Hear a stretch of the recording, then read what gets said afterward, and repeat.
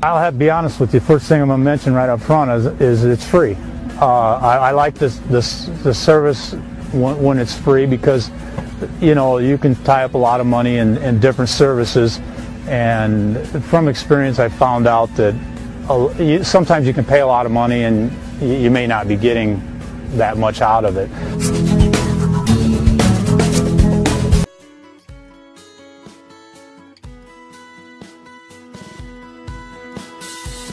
Good afternoon, welcome to GrainTV. My name's Cody. This is Brock Shimano. Today is Thursday, November 21st, and we had the market move a little bit higher here today. Let's turn right over to the Fire Tip trading platform and see where we closed off the day. Corn for December trading up 5 1/4 cents. Soybeans for January trading up 18 3/4 on a nice little rebound there. Wheat in Chicago trading up 1 1/4 pennies, and Kansas City wheat trading down 3/4 cents. Brock, we did have export sales this morning. Was that the primary reason here we saw corn and soybeans trading higher? You know, I think it was very supportive for the markets. Corn, soybeans, and wheat all beat expectations. If we take a look at the numbers here, corn, you can see, came in at 945,000 metric tons, right at the top end of expectations. But if you add in what we also sold for next year, we sold 37,000 metric tons for next year. A combined total beats the expectations for this week.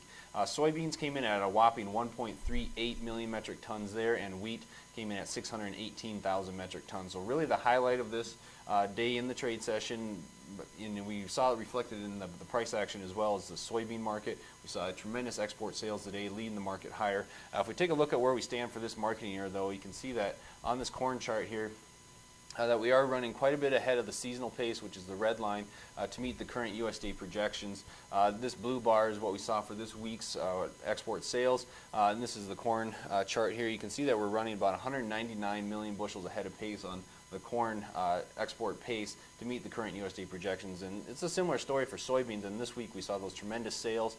We continue to run well ahead of pace there as well, about 312 million bushels ahead of pace, and wheat is running about 84 million bushels ahead of pace to meet current USDA projections. So good showing all around for all three commodities, corn, soybeans, and wheat. And you know, really something to highlight in the wheat market this week, something interesting that we saw for the export sales was that we saw Egypt buy 110,000 metric tons. We saw them really, we've been missing tenders time and time again over the last couple of months going to Egypt. So it was kind of exciting to see us finally make a sale to the Egyptian market, which is the #1 buyer in the world for wheat. You know, and I think there's some stories out there that very well may push some of that demand onto U.S. books. We may see some stronger demand in the weeks and months to come. One of the stories was Australia. Now they're starting to harvest their wheat, and there's unseasonable rains there, a lot of moisture there, and that's bringing into some quality concerns. Not only that, but they also had some frost freezes about a month ago, and now that they're pulling some of the grain out of the fields, they're noticing some quality concerns.